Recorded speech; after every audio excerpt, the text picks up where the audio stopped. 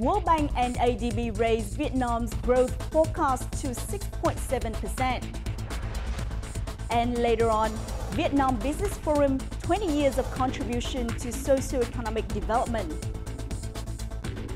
Hello there and welcome to another edition of Bizline here on VTV International. I'm your host Hoàng Hằng, and let's take a look at some economic highlights over the past week.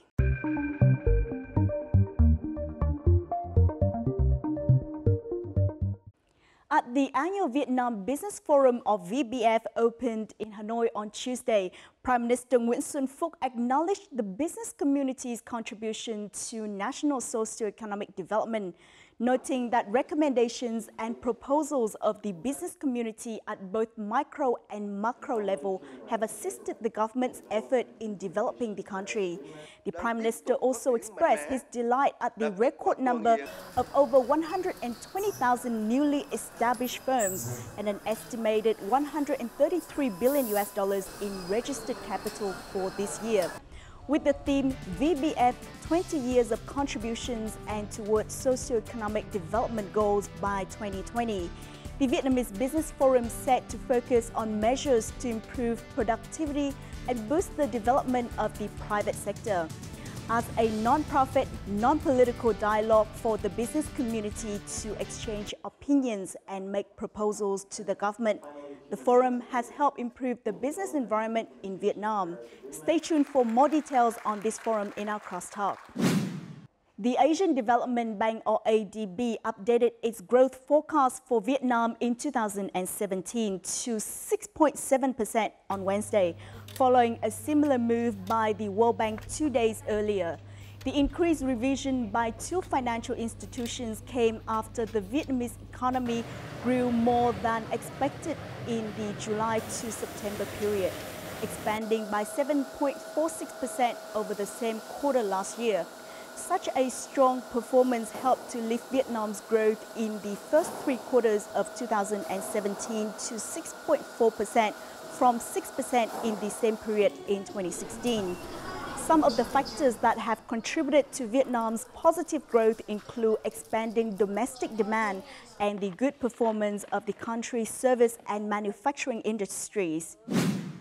Regarding the preliminary affirmative rulings that corrosion-resistant steel and cold-rolled steel flat products imported from Vietnam were dodging the U.S. anti-dumping and countervailing duty, the Ministry of Industry and Trade has directed the Vietnam Competition Authority to publicize the information on the department's official website so that businesses know of the situation and can make plans for themselves.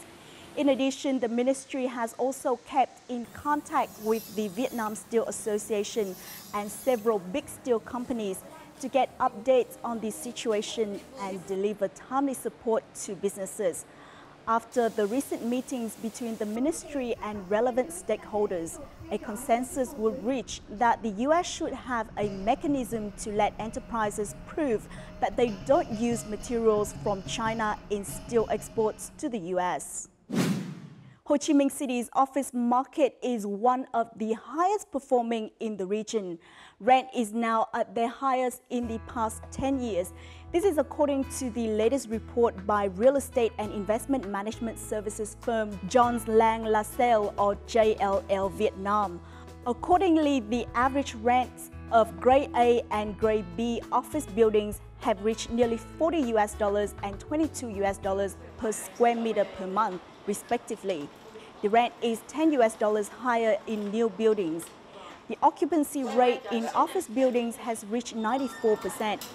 This is due to low supply as only a few new buildings have been constructed. Many foreign investors face difficulties in investing in this sector due to the lack of clear land.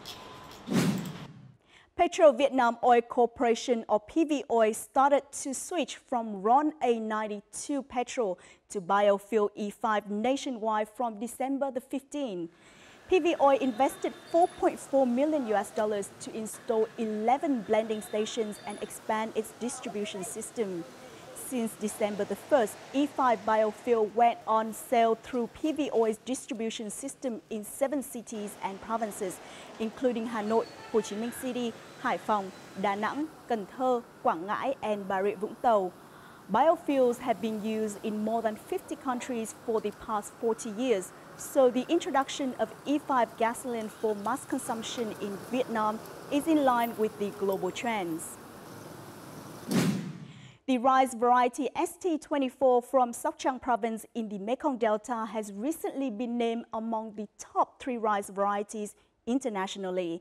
The ranking was announced at the 9th World Rice Conference of the Rice Trader held in the past month in Macau, China. The ST24 rice variety is produced organically and was formed by a group of engineers from Sóc Trăng province. The rice variety has a production capacity of 8.5 tons per hectare. ST24 has become the 3rd variety of rice from Vietnam to be recognized at the World Rice Conference. After Alibaba, Amazon, an American electronic commerce and cloud computing company, is the next global corporation that plans to step into the Vietnamese market.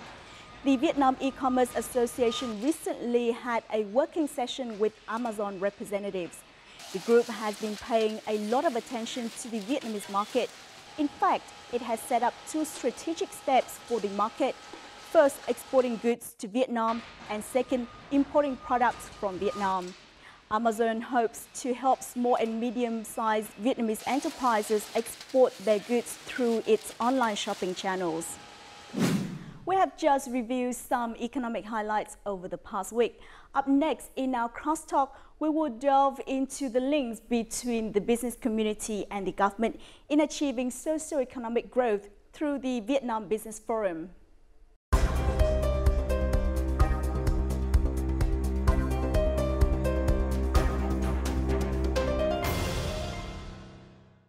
As a non-profit, non-political dialogue for the business community to exchange opinions and make proposals to the government, the Vietnam Business Forum, or VBF, for the past 20 years has made significant contributions to improving the business environment in Vietnam. The 20th birthday of the forum this year is meaningful as it concurs with many outstanding economic records of the country. Our BizLine this week will take a close look at the role of VBF in national socio-economic development. The Vietnam Business Forum, or VBF, was established in 1997 and has since then fostered dialogue between the business community and the government, which is aimed at improving the business environment, attracting investment, and achieving sustainable development. So far, VBF has had 11 working groups that have put forward policy recommendations in all fields and sectors of the economy. VBF members are also representatives of foreign and domestic business associations and chambers of commerce. The forum's notable contributions to Vietnam's policies include recommendations for the law on foreign investment, the enterprise law, and incentive mechanisms for public-private partnership or PPP projects. Các bạn ngày càng đưa ra nhiều khuyến nghị, nhiều sáng kiến hay ở tầm vĩ mô lẫn vi mô để cùng chính phủ định hình xây dựng ngôi nhà chung Việt Nam ngày càng to đẹp, hoàn thiện về khung pháp luật, các chính sách vĩ mô, tạo dựng môi trường đầu tư thuận lợi, phát triển bền vững. VBF không chỉ đưa ra những cái khuyến nghị chung về môi trường kinh doanh như là những cái định hướng, mà VBF còn đi sâu vào phân tích những cái quy định cụ thể trong từng thông tư, trong từng nghị định, trong từng cái văn bản quy phạm pháp luật để đưa ra những cái hướng sửa đổi, bổ sung cho phù hợp với cái yêu cầu của doanh nghiệp. My assessment is it's been a remarkable success. There's been few forums like this around the world that have consistently delivered year in, year out for 20 straight years. Other countries have tried to replicate it, but haven't been successful. There's tremendous trust and mutual respect between the business community, both foreign, domestic, and the government. We have invited to our studio today Mr. Tommaso Andreatta, member of the Vietnam Business Forum's Consortium's Management Board, to help us understand more about the effectiveness of the forum. Well, thank you so much for joining us. My pleasure. Thank you very much for inviting me. Now, first of all, the International Finance Corporation, or IFC, handed over the running of the Vietnam Business Forum to the Domestic and Foreign Business Association in 2012. How did this promote the role of the private sector in this forum? The Vietnam Business Forum is an initiative that the World Bank Group has been proposing in many different countries where it works. After many years of seeing the work of the forum being successful, it decided it had achieved its own objectives. However, the private sector, and especially in those days Eurocham and AmCham, decided that it was a very useful institution to keep and to invest in. And so we decided to pick it up, to finance it independently, and we invited, of course, VCCI, the Chamber of Commerce of Vietnam, which is a crucial member of VBF, as well as all the other international chambers to participate. What is the role of the Secretariat, members, and especially the working group of VBF in terms of promoting links between businesses and the government? We have a permanent structure divided into 16 working groups with specific industry knowledge and experts. The working groups meet directors and ministers and vice ministers all the time as soon as an issue arises. It can be an opportunity of something that we know is being in discussion, or it can be the first effects of the implementation of a new rule. And they try to make working proposals to the government so that things can be further improved. The working groups are where we discuss amongst the individual members of the chambers belonging to different industries, the experts, and of course people from VCCI, so that we know that when we talk about a problem, we don't represent a partisan point of view, but really the point of view of the private sector. Now, what breakthrough changes in policy have been made by the government thanks to proposals from the Vietnam Business Forum? We are quite proud to have had a big impact on the investment and enterprise laws, the way they were written and especially the way they were implemented. They are fundamental for anyone who wants to do business here. We succeeded also, of course, in discussing changes to the law of foreign investment in real estate, in companies, also listed companies, in work permits and other regulations, some of which, of course, are still work in progress. One example in which I have personally been involved is the Made in Vietnam Energy Plan, which is a plan to allow Vietnam to have as much energy produced independently and in a clean way. It's a 5-point document, and the government of Vietnam has implemented most of 4. In our opinion, it's still work in progress, but things are moving in the right direction. At the Vietnam Business Forum 2017 earlier this week, delegates held Vietnam's outstanding economic achievements in the last year. Nearly 120,000 enterprises have been established since the beginning of the year, a 14% rise compared to the figure last year. FDI rose to its highest in the last 10 years, with implemented capital of over $17.5 billion. Vietnam moved up 14 places to rank 68 out of 190 countries in the 15th edition of the World Bank's Doing Business 2018 report. I have been in Vietnam 24 years, so it's quite a long time. And I feel the environment or investment in Vietnam now improve a lot. So you can say in Hanoi and Saigon is really a city and a modern city. So everything is getting better. And about the environment, the government improve in every area. So So I'm happy about I invested here. The stability of the FDI and the growth of the FDI is what is particularly remarkable. Some countries have up years, some countries have down years. It's that stability, year in, year out, consistently of FDI growth. But it's not just FDI, it's also the growing domestic business community, that the SMEs of 20 years ago are now large corporates competing or servicing or supplying the FDI. That's also a remarkable achievement that we need to highlight more going forward. However, there are still challenges that need to be addressed, especially in the rapid process of integration and deeper participation of FDI. Chúng ta chưa lập được cái mối liên kết chặt chẽ giữa các FDI với lại các cái doanh nghiệp vừa và nhỏ trong nước. Cho nên hiện nay thì mặc dù cái quy mô của FDI là lớn, nhưng cái giá trị gia tăng trong nền kinh tế Việt Nam là không cao, và phần lớn các nguyên liệu phụ tùng cho cái sản xuất các cái hàng xuất khẩu của FDI chủ yếu vẫn là cái nguyên liệu nhập khẩu, và các cái trung tâm nghiên cứu phát triển của các FDI cũng chưa được thành lập nhiều ở Việt Nam. Và tóm lại là cái FDI vẫn tồn tại một cách tương đối biệt lập với các cái doanh nghiệp nội địa. It is said that Vietnam will accomplish all of its economic targets for this year, such as GDP growth or export turnover. In your opinion, what has led to this success? The Vietnamese government has been very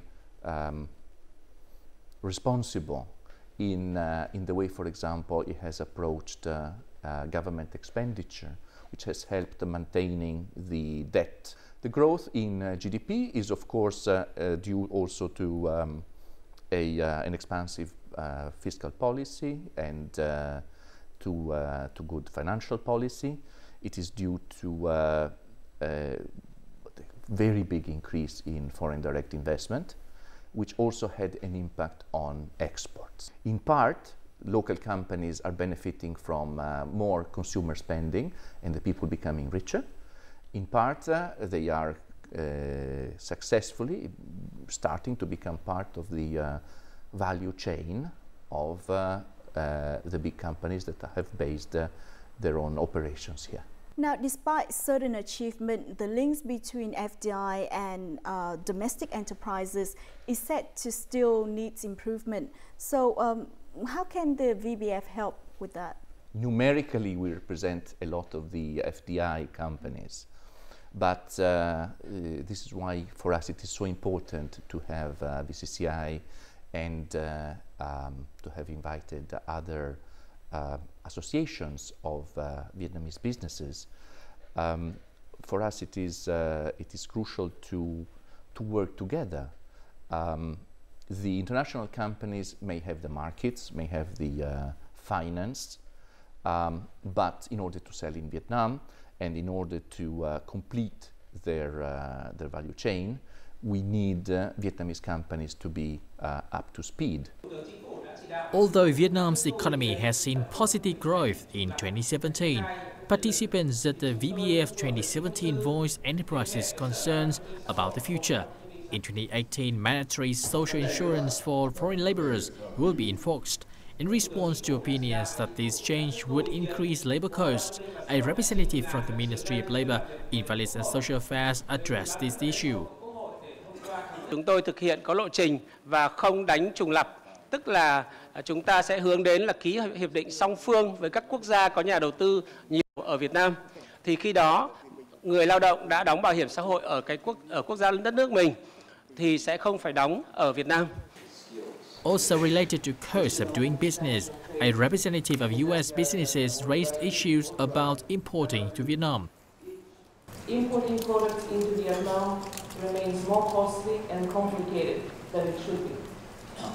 Given Vietnam's $32 billion trade surplus with the United States last year, it is particularly important for Vietnam to be seen as seriously addressing the numerous non-tariff technical barriers to trade, mostly encountered at the border, but also the so-called behind-the-border barriers, which do restrict the activities of companies and hamper the flow of U.S. exports into Vietnam. Chúng tôi đang tập trung giải quyết vấn đề liên quan đến kiểm tra chuyên ngành đối với hàng hóa xuất nhập khẩu. Như vậy, nếu như sửa Nghị định 38 này, thì chúng tôi sẽ tiết kiệm được, cắt giảm được 7.700.000 ngày công. và sẽ tiết kiệm được gần 4.000 tỷ đồng đối với doanh nghiệp. Meanwhile, the Ministry of Finance says that the automated customs system will be implemented in seaports beginning 2018. Kế hoạch triển khai trong năm 2018 ra những cái cảng biển trọng điểm như trước hết tại thành phố Hồ Chí Minh sẽ đầu quý 1 năm 2018 và các cái cảng biển khác, và cũng sẽ mở rộng ra đối với đường hàng không cũng như là đường bộ. Thì chúng tôi cũng rất là quyết tâm, và như vậy thì các doanh nghiệp cũng giảm được nhiều chi phí và sẽ thuận lợi hơn rất là nhiều. What proposals can you make for the government to tackle the most concerning issues in your opinion? Well, in some cases, the government has to make clear decisions into opening parts of the market that today are not open. The pharmaceutical business is a typical example. Foreign companies can make a factory here and produce high-level pharma in Vietnam, but in reality they cannot sell them. They have to go through local companies, and that creates some sort of friction and reduces the benefit to the local hospitals, to the local patients. We believe that while the government should allow the private sector, of course local and international, to invest in different sectors and take the risks and sometimes fail, this is the great thing about private sector. If some companies fail, the damage is limited and the resources will be reabsorbed by the successful ones. Now, looking at a bigger picture, with the EVFTA expected to be ratified and take effect very soon, how will this affect the business community in Vietnam? European Union and the government of Vietnam have been already working on a roadmap for the implementation of the treaty, which means they are quite ready to keep rolling and implement the changes that are necessary to make Vietnam more modern, more efficient, and more open, to provide better quality goods that, from an environmental, more comply to the request of the international and the European consumer. The important thing is that Vietnam resists the temptation to grandfather today policies that are non-tariff barriers to future trade. Now, how will VBF facilitate economic growth as Vietnam goes deeper into integration with more and more free trade agreements in the coming time? Vietnam is one of the countries that has signed the most number of free trade agreements. There is no limit to how many free trade agreements you can have. In fact, each one helps the next one to be successful, especially if the free trade agreements have the purpose of really opening and not of creating preferred bilateral solutions that exclude the others. We want to cooperate with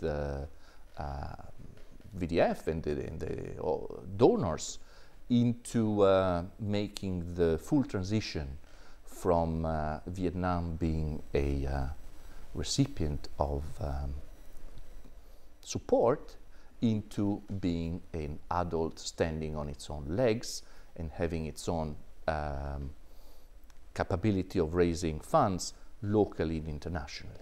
Once again, thank you for being here with us. It's been my pleasure. Thank you very much for inviting me. Vietnam is entering the third year of implementation of the Socio-Economic Development Plan for the 2016-2020 period, with the goal to achieve a growth rate higher than the previous years. With efforts to improve administrative procedures and business environment, the government is striving to facilitate integration and push the signing and implementation of free trade agreements in the coming time. In that process, Vietnam Business Forum will continue to serve as an important dialogue to deliver proposals from the business community to the government to help it achieve and fulfill the targets. And that also wrap up this edition of BizLine. In the meantime, you can always log on to vtv4.vn or our YouTube channel at VTV4Go for more of our programs and updates. From our team here in Hanoi, until next time. Okay, thank you so much for being here.